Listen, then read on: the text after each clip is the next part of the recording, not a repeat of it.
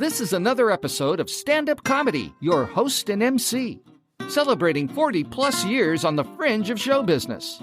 Stories, interviews, and comedy sets from the famous and not so famous. Here's your host and MC, Scott Edwards.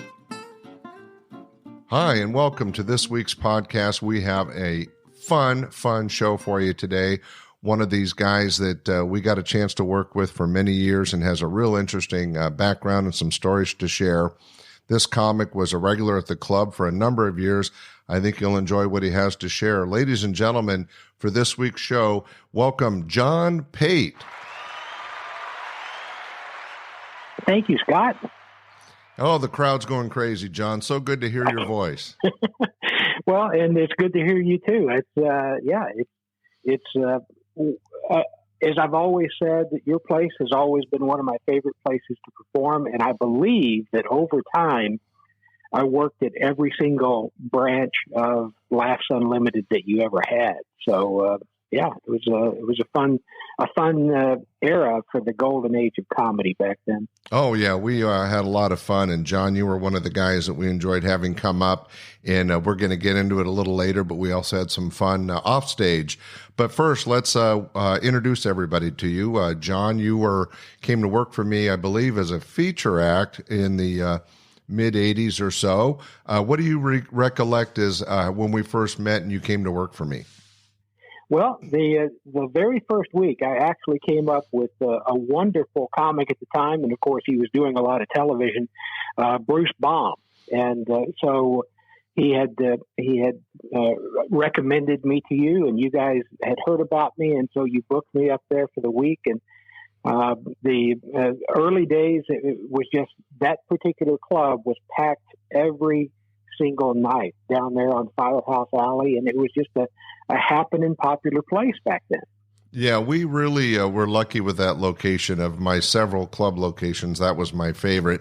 And Bruce Baum, thanks for mentioning him. He is a great friend and longtime headliner at the club, one of the best prop comics in the business. But so Bruce brought you up with him, and you had a good show and a good experience at the club. How many years did you work off and on for me? Oh, my goodness. From, I guess it was 1983, I believe was the first time, all the way up until, 93 or 94. And then actually I came back one time when the club moved over to the upstairs place in Old Sac. I was there one night. I was actually traveling through, and you said, "Hey, you want to do a guest set?" And so I went up and did a guest set then. So yeah, regularly, kind of like clockwork, 2 and 3 times a year for about 10 years. Oh, that's great. Well, I know that you were one of the regular acts that we had up, and I'm glad that you had a chance to see the new room up on Front Street. Like I said, I always enjoyed the basement club on Firehouse Alley, but when we were forced out of that and the city helped us move up to the Front Street location, we were able to design that club from the ground up, and it really did work out to being a great room, and the club is still there today. But back in those days, you coming by and doing a guest set and staying in contact, I think it really shows how there was a camaraderie between the club and the comics, and I think that's a nice thing. Now, you also had some interesting experiences you were sharing earlier. Who were some of the people you worked with? Well, there I worked with, I wish I could remember all the names through the years. I believe everybody from Mark Pitta and Dana Carvey and, of course, Bruce Baum and George Wallace and Jay Johnson. All of these guys were huge names back then, but probably one of the most famous, and, of course, when I worked with him for the whole week, it was a packed house every night, and I think you even had the ad shows, was when Pat Paulsen was there.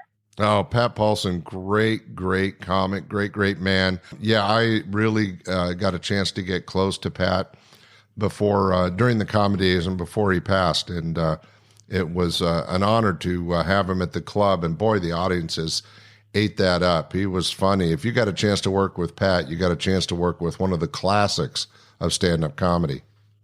Well, Pat, I remember I remember the midnight bowling that, in fact, we jumped in the car and Pat was driving over to your midnight bowling thing after the show was over.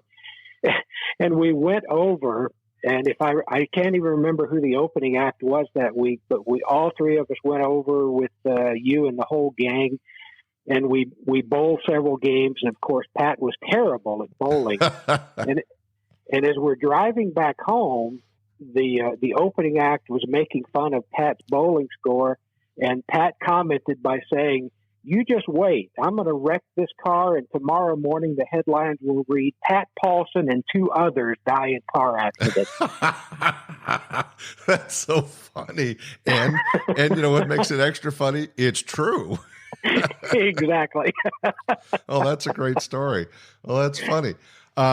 Yeah, there was a lot. We were really lucky. A lot of people that were famous at the time and ended up being famous came through the club. And I'm glad you had a chance to work with them. I remember back in the early days, in fact, the first comedy condo that you had was on the same floor as the governor of the state back then. And I was working with George Wallace one time, and we were over on one side of the floor, and the governor's suite was over on the other side of the floor. I believe it was George Duke Magian at the time. And we ordered pizza and invited his Secret Service guys over to have pizza with us one night. Oh, that's cool. That's a nice thing. Yeah, a couple comics have mentioned being next door to the governor, but you're the first one to name Duke Magian who it was. But good memory.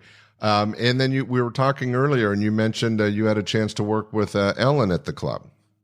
Oh my goodness, that was it was such an interesting time because there were so many people who were starting their careers back then, and I believe it was myself and Mark Pate working there. And you came back into the green room and you said, we've got this new young kid that just won the San Francisco comedy competition, and part of the prize was for her to come over and audition for us. So we're going to put her up first. And it was Ellen DeGeneres. And so I have the proud distinction of saying I had Ellen DeGeneres as my opening act. Yeah, that is not something that a lot of people can say. Yeah. And of course, no one's heard of Ellen since, right? Exactly. I don't know what happened to her, but I hope she did well. Yeah, I don't think we have to worry. Well, that's a great story. Well, one of the things that I remember was, of course, the video we did, which is I'm going to introduce in just a few minutes, but I also had the proud honor of meeting and working with Red Skelton and the famous comic and artist. And that was all because of you. Can you share a little bit with the audience about your relationship with Mr. Skelton? Well, it was such like I say, it was the golden age of comedy, and comics were working everywhere. I was actually performing at the Riviera Hotel in Las Vegas, and across the street they had a gallery at the Hilton Hotel, and the gallery had all of Red Skelton's artwork. And so I was over there one day admiring it. We didn't have anything to do during the daytime. In fact, I think I was working Vegas with Bruce Baum again. And so we were just walking around over there. And the owner came out and he said, "Are you a Red Skelton fan?" I said, "Oh, my goodness, I got into this because I just wanted to meet the guy." And he said, he says, "I have all of this stuff here, and we're doing a show with Red Skelton pretty soon."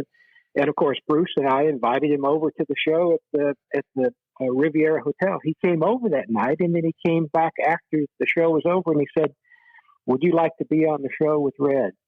And I said, "Are you kidding me?" And so he booked me on the show with Red. It was at the Stardust Hotel. And then after the show was over, Red and his wife pulled me aside and talked to me for probably 15 minutes. And I really appreciate the fact that he admired my act because it was a clean act. And he said, "Do you want to work with me again?" And then, of course, I jumped at the chance. And from that point on, for the next 6 years, a total of 7 years, I got to perform with Red, both in Las Vegas and in Reno and up in Sparks, Nevada, and a couple of places like that.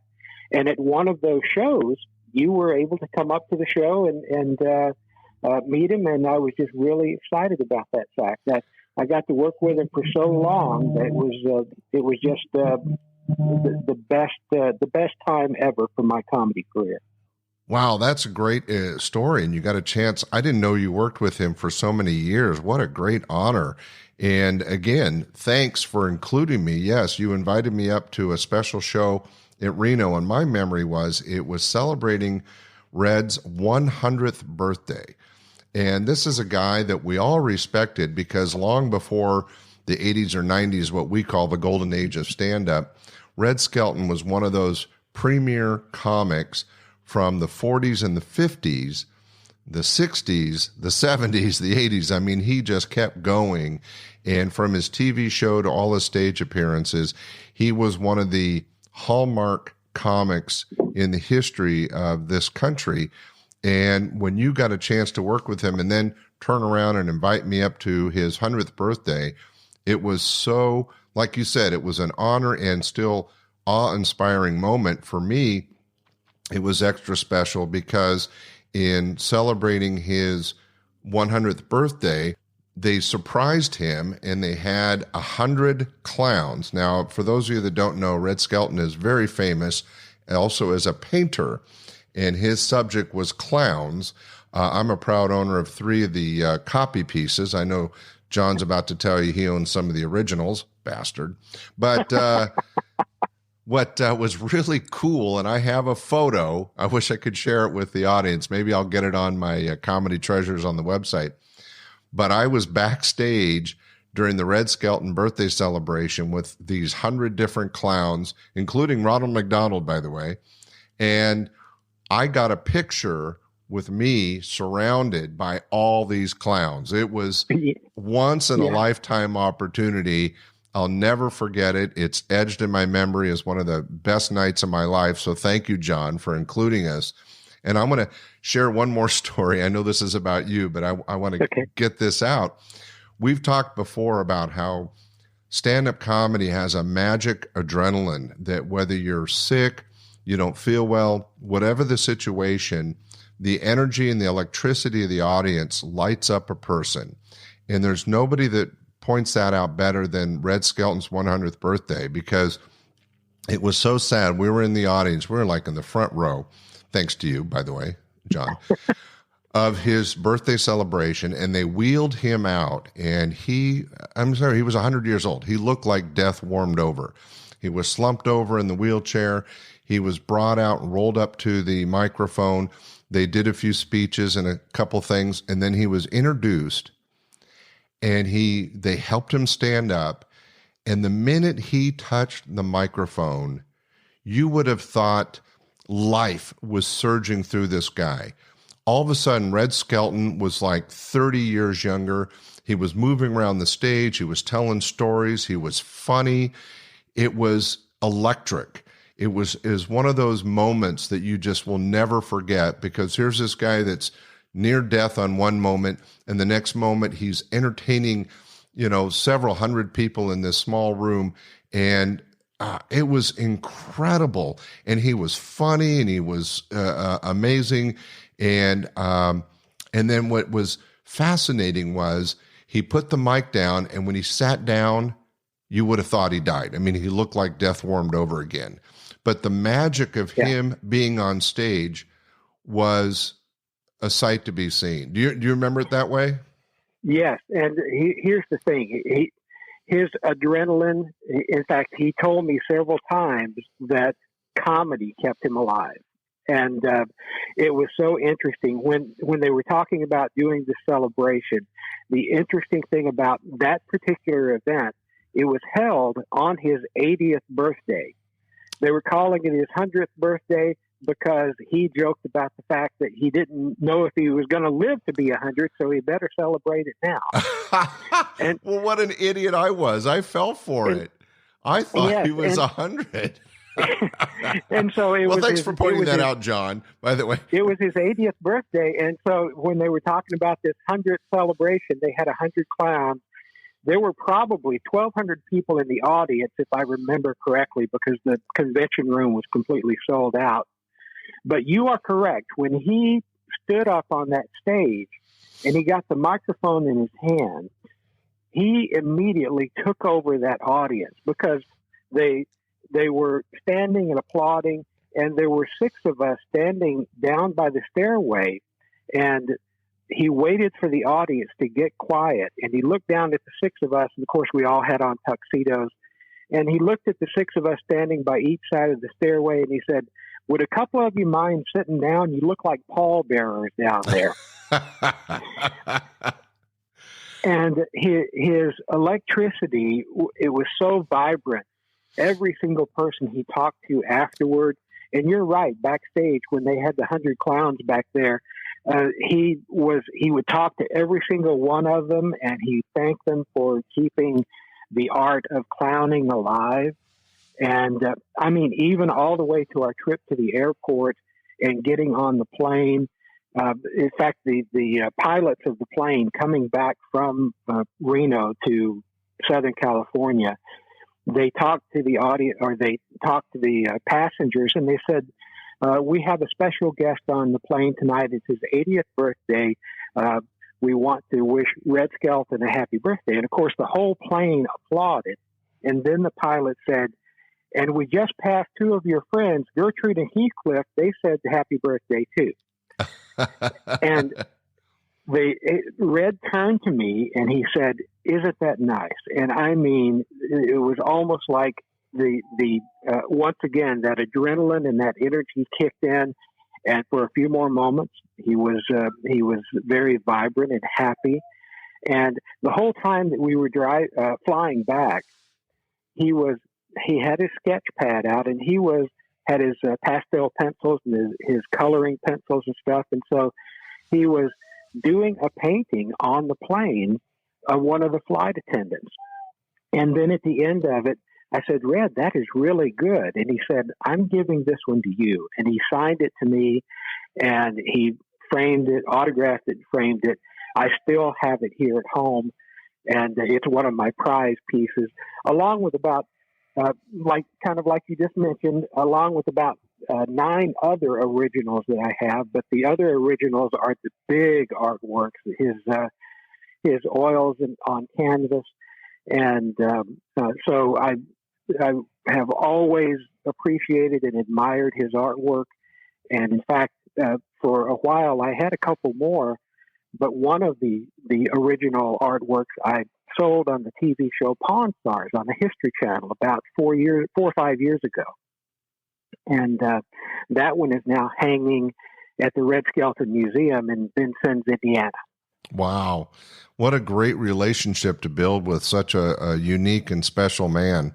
And to be able to share those experiences, John, that's awesome. Well, it was a fun time in history, and all of those things were just simply made possible by comedy, and especially venues like Laugh and yours for just keeping. It was motivating to comics to be able to come and perform there, because again, comedy was golden, and those clubs, every single one of them, were vital for our career. And you don't know how much we appreciate you just even offering us the opportunity to perform there. Well, thanks, John. Well, I got to tell you, that's a great story about Red Skelton, and thank you so much for including me in it. It was very memorable for me, although apparently I was quite gullible and thought he was actually 100. But I'm glad he was there, and it's too bad that he looked the way he did at 80. But yeah. But still, what a great opportunity and a great memory. So thank you to you. Now, going back to you in comedy, one of the things that was really a joy for me and my staff was back in the mid-'80s, we were producing television shows. We had a TV series called Live at Laughs, and part of that series was we featured funny videos that we and the other comics had made, which was interesting because this was long before America's Funniest Videos or any of those kind of shows. We kind of premiered it, not that anybody noticed. One of the videos we did is that you had written a country song. One day, here's the song title, "One Day When You Swing That Skillet, My Face Ain't Gonna Be There." And exactly. It was a really funny song, and you would perform it on stage almost every night as part of your set, kind of your closer. And we decided to create a video, and we had so much fun running around Old Sacramento. Lynn was dressed up as your hag wife and whacking you with a skillet at every possible moment while you did this kind of music video of this song, this country song. You remember doing that, of course, and hopefully it was fun for you. Oh, well, that was a time, again, and I kind of attribute this back to my working with Bruce Baum, because I was actually doing just a joke in my act. And he said, you need to actually go ahead and perform that song. So we actually recorded it. He told me how to get the record pressed and everything, because he had an album out at the time. And it ended up winning an Academy of Country Music Songwriting Award for Best Novelty Song of the Year back in 1985. I did not know that. That is awesome, John. Yes, and then when it started getting some traction on the radio, you and Bob very, very graciously invited me to do the video up there. And of course, you guys planned it out, and we found all the places to run around Old Sacramento to do it. And all of a sudden, we had a wonderful video, and the audience response from just standing in the back of the room and watching them. It was the song, the video was so silly and so fun. It was a mixture of disbelief and hilarity, and the two of them mixed together, it just caused the audience to just really roar, and I loved it. Well, tell you what, we had a blast making the video, when sadly we can't do that on a podcast, but we can hear your award-winning song. So ladies and gentlemen, sit back and enjoy the comedy music of John Pate in his award-winning comedy song, One Day When You Swing That Skillet, My Face Ain't Gonna Be There. Hit it.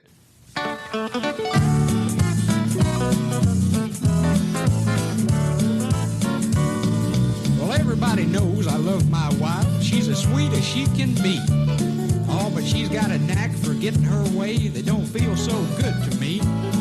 Well, honey, I'm tired and I can't take no more. I'm black and blue and my head is sore. Things go dark and I hit the floor, and you don't feel sorry for me. One day when you swing that skillet, my face ain't gonna be there. One day when you throw that rolling pin, it ain't gonna part my hair. Well, you can throw a tantrum, throw a fit, but when you throw that toaster, it's time to quit. One day when you swing that skillet, my face ain't gonna be there.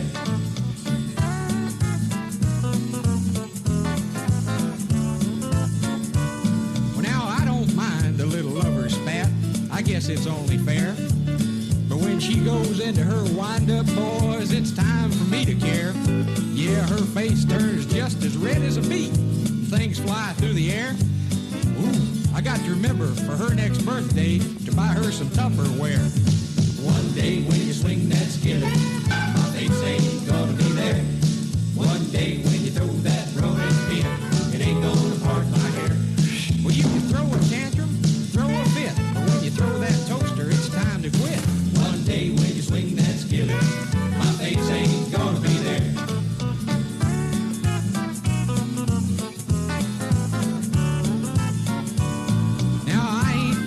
About a divorce, cause I got to keep her guessing. Yeah, one of these days I'm gonna up and die. Maybe that'll teach her a lesson. Cause when I'm gone, this pain will cease, and I can finally rest in peace. No more pans or a face full of grease, and then she'll finally see. One day when you swing that skillet, my face ain't gonna be there. One day when you throw that rolling pin, it ain't gonna part my hair.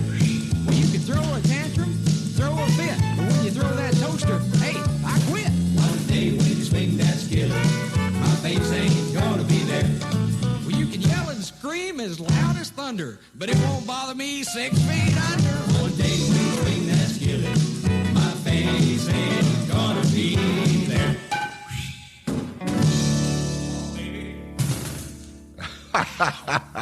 Oh man, I remember that song like it was yesterday, and doing that video with and Lynn Stobener is such a genius comedian.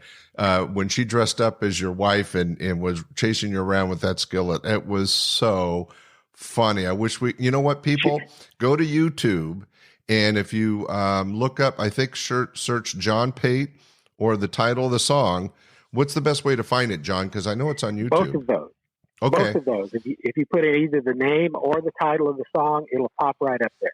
Oh, you guys get a chance, go to YouTube and watch the video, because the song's funny, but the video takes it to an extra level. Well, thanks for sharing that with us, John. Now, it's been several years. We haven't had a chance to work together in a long time. What have you been up to in the last 15, 20 years? Well, I actually was able to transition when the kind of the comedy boom was at its zenith. Also, a lot of sitcoms in Hollywood were going strong, and I was one of the fortunate people to be invited to do warm-ups for TV shows. And so I had two shows. I had Designing Women and Evening Shade, and both of those were kind of hit CBS shows. So I would do one warm-up on Tuesday night and one warm-up on Thursday night. But the problem was that kept me in town. So I had to get off the road, and during the day, I didn't have anything to do. So I went back to college at Cal State LA and got my graduate degree and started teaching communication and public speaking and performance, and eventually became the chair of the communication department at California Baptist University in Riverside, California. And so I've been doing that for the past 20 years. Wow. I'm going to backstep just a minute for our audience listeners. Let me explain that anytime you watch a comedy sitcom from the 80s, 90s, but even to today's dates like Modern Family and Big Bang Theory, a lot of people don't realize that those shows have live audiences. Not very big audiences, but there might be 50 to 150 people. And they would use comics to do warm-ups for the shows. How much time would you do, John? It's only like 5-10 minutes, right? Yeah, you go up before the show starts and you actually just warm up the audience. You kind of tell them and explain what the show is all about, that their laughter is vitally important because those particular places are the places that make the show work. And then you introduce the show, they start filming the scenes, but then during the scene breaks, you'll come out and you'll do another 5 or 10 minutes while they change the set or change the costumes. And that goes on. The show is usually filmed within about 2 to 2.5 hours. Most of the time we'd begin filming a show at 7 p.m. and would be out before 9:30 or 10 p.m. But my portion of it was probably less than 30 minutes tops overall. Yeah, but you were doing a very important role in that you were filling the gaps while they're changing camera angles or changing sets, and you're explaining to the audience how TV production works while entertaining them. I think that's an awesome job. I actually know several comics that have done this, but you're the first one I've interviewed to explain it. So I wanted the audience to understand. That's really awesome, John. I bet you enjoyed that. And you got paid, right? Oh, my goodness. We got paid the same as whomever was guest star. We got paid SAG scale, and all we had to do is come in and work a half hour, and they had to be there the whole week rehearsing. So it was a pretty good deal. Well, that's awesome. Thanks for sharing that. And then, as you explained, while you were doing that, you got your degree in communications, and you've gone on and you're still working in that field, right? Yes, I still am the chair of the communication department in Riverside at Cal Baptist University, and the university's really grown, and so I've actually made that my second career. Comedy was my first career, and now education and academics have been my second career. And I'm venturing into my third career with a little bit of writing. So that's been the most recent things that I've been dabbling in. Yeah, I know that you've written a novel. It came out a while back called Tears of the Duhav. Am I saying that right? Yeah. Tears of the Duhav, yes. Oh, great. Tell us a little bit about your novel and what's happening with it.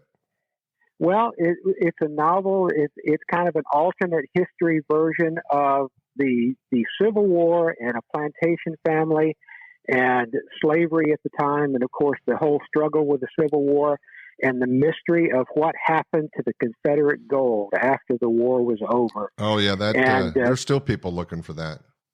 Oh, exactly. And it was at least compelling enough that one of the people that got it and read it and loved it was the same executive producer that did the TV show for HBO about 10 years ago, Rome.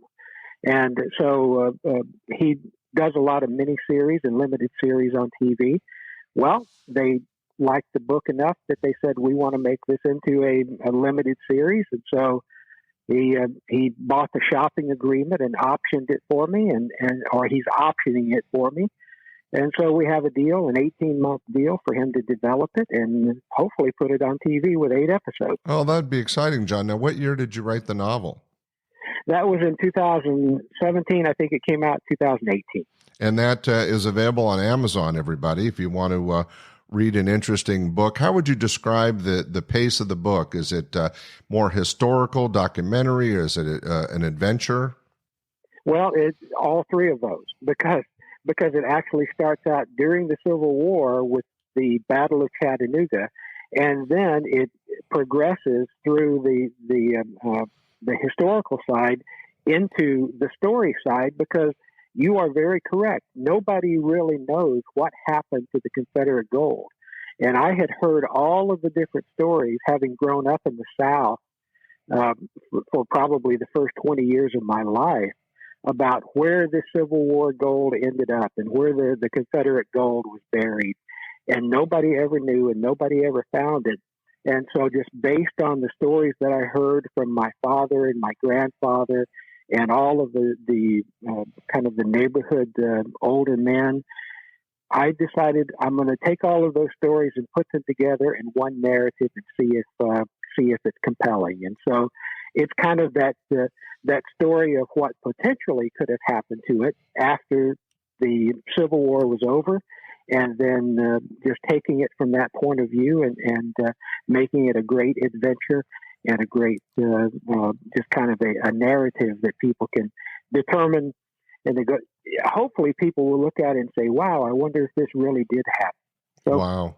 Well, that is interesting and exciting. And as I just mentioned, listeners, if you want to go to Amazon and look for the novel Tears of the Duhav, Tears of the Duhav. I want to make sure I get that right. On Amazon, it's still available. We'll have to keep an eye out for a few years from now or next year, maybe this series coming out. But John, you have had such an interesting life. From stand-up comic to your relationship with Red Skelton in the world of art, and then now education and novelist. It's so exciting. And thanks for sharing the story with us today. Well, and thank you for being such a huge part of that just in the early days. I think that every entertainer and everybody wants to achieve as much as they can in entertainment. And I was one of those guys who just, by sitting in the back of the club and listening to famous comics tell the jokes and watching every single one of them and going, gee, I wish I could do that. And then being able to make it a reality because of places like yours. Well, it was a real pleasure. And I was mentioning all your successes. I forgot to reiterate, award-winning song, writer, and performer. So you've really done it all. Well, tell you what, I thank you for joining us on the podcast today. You mentioned that you had a chance early on to work with some of the more famous and bigger names in comedy, and one of them was Pat Paulsen. So I always like to have a comedy set on every show. So besides your very funny song, coming up in just a minute, I'm going to play a set from Pat Paulsen, who was a regular at the club. And I'll talk about him more in a minute. But right now, John, I wanted to say thank you so much for doing this podcast. It's been great having a relationship with you. And thanks to you, not only did we get great, good, clean comedy, you mentioned it, but you were one of the cleanest acts ever. But also you gave me the opportunity to interact with one of my heroes, Red Skelton. And as I mentioned, I'm a proud owner of several of his pieces. And it's all because of you. In that party we went to for his 80th, even though I was totally skunked by his age, it was an experience that I'll never forget. So thank you for all of that. And thank you for being a part of today's podcast. Well, thank you for having me. I really had fun. I enjoyed it. We'll keep this comedy legacy going. Exactly. And these, hopefully people enjoy these podcasts and keeps everything alive. Ladies and gentlemen, thanks to John Pate. And right now, to celebrate everything that he's had happen in his life and getting a chance to work with Mr. Pat Paulsen, the perennial presidential candidate, let's listen to a really funny set from Pat Paulsen. Ladies and gentlemen, kicking off his 1988 campaign, the almost President of the United States, the Honorable Pat Paulsen.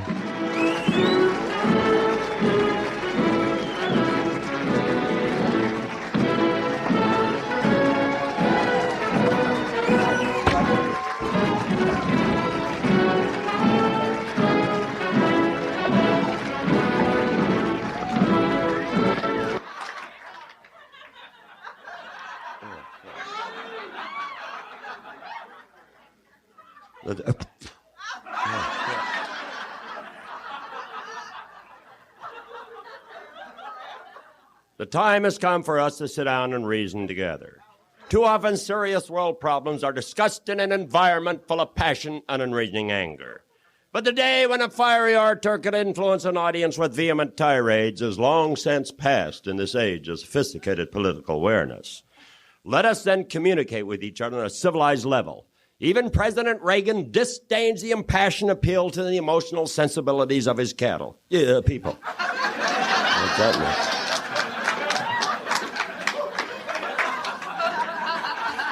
Not for me the rabble-rouser scorching indictment. It is true that some leaders have made progress with recalcitrant people through the use of demagogic emotion displays. That is to be expected when dealing with a great bulk of the lower and middle-class peasants who are easily swayed by pyrotechnic performances. If I were your president, I would lead this nation forward to a position of preeminence throughout the world. I believe it's our manifest destiny to dominate the oceans of the world and to bring the white man's burden to the underprivileged nations of the earth, for they are better accustomed to carrying such loads than we are.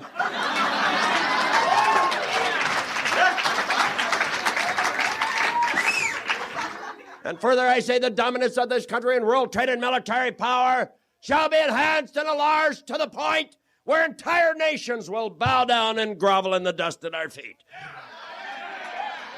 Unser Damen, was geheudelt, liebe der Trottenkacken, die Folge Heidefer. Wait a minute, hold it here, I got the wrong speech. Wait, here's the right one. I'm very excited to be in Sacramento. Gateway to enchanting Lodi. Now, I know you're all saying, where has Pat Paulsen been? The rest of you are saying, who the hell is Pat Paulsen?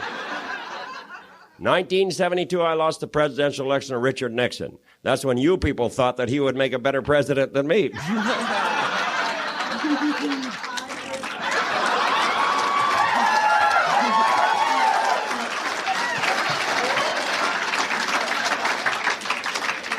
CETA program here. Hey, you guys can leave. They look pretty good. Just go check the car. I saw somebody threw on the car. Assholes. Now,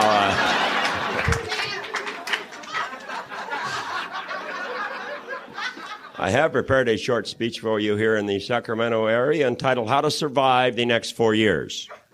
A 2-year plan. Now, where did our problems start? They started in the 70s with Nixon. I called the former president when he was in the White House. Well, I didn't call him, actually. What I did, I rented a room at the Watergate and spoke into the urinal. I will be running myself again. People have asked me, you're going to run? They keep bothering me. I'm going to do it. I'm going into Iowa, test the waters, do the Iowa caucus. I probably caucus all over Iowa. I don't know about probably a couple of times in Des Moines at the Chaldean, I suspect. I don't caucus in California because it's not a good idea to caucus where you live. You know, it's I used to caucus 3 or 4 times a day, but I've gotten older now. About once a month, all I can do. I would imagine that the Reverend Jackson has a larger caucus than me, probably. I don't know. Stereotype.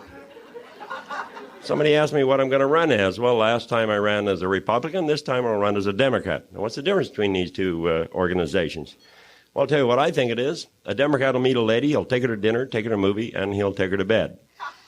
A Republican meets a lady, he takes her to dinner, takes her to a movie, and his chauffeur takes her to bed. Now, the average Democrat belongs to the Lions Club, and the average Republican belongs to the Country Club. There's a connection between these organizations. The drainage system from the Country Club is the water supply for the Lions Club.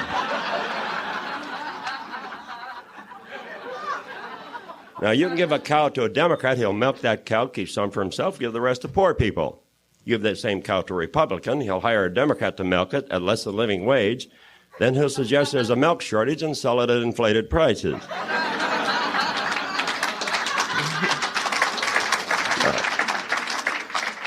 This enables him to buy a bull. With this bull, he makes a lot more cows, which he hires a lot more Democrats to milk at less than living wage. So you can see that the Republican does to the Democrat what the bull did to the cow.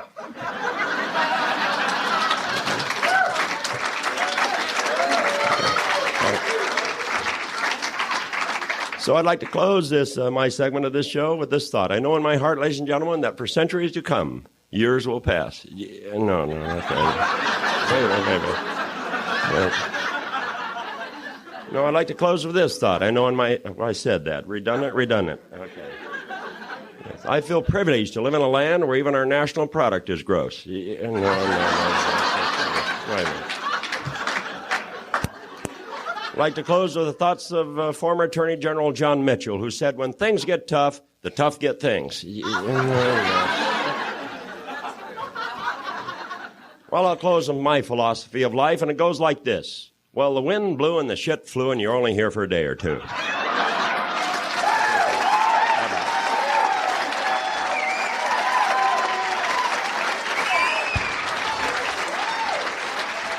Big round of applause, Pat Paulsen for 1988. Why not Paulsen? Pat Paulsen, what an honor to have him in our life and on our stage. I got to tell you, Pat really appreciated the fact that we were such fans of his comedy over all the decades, going back to TV and stuff. And it started with my father, who was a big fan of Mr. Paulsen. But when Pat started coming up to the club, and he worked for me many times, we became really close friends to the point where a couple times I was invited to his ranch and vineyard in the Napa area and spent a couple weekends at his ranch, hung out with his family, got to know his family. Pat was always appreciative of our love of him and his comedy, and he gave back many, many ways. So we're sorry that, of course, he is long past, but it was a real honor to work with Mr. Paulsen, and we hope you enjoyed his set. Ladies and gentlemen, thanks for listening to this week's show. We hope you enjoyed the stories and music of John Pate and the comedy of Pat Paulsen. Don't forget, we have a new show each and every Sunday, so be sure to listen, share, and if you get a chance, become a...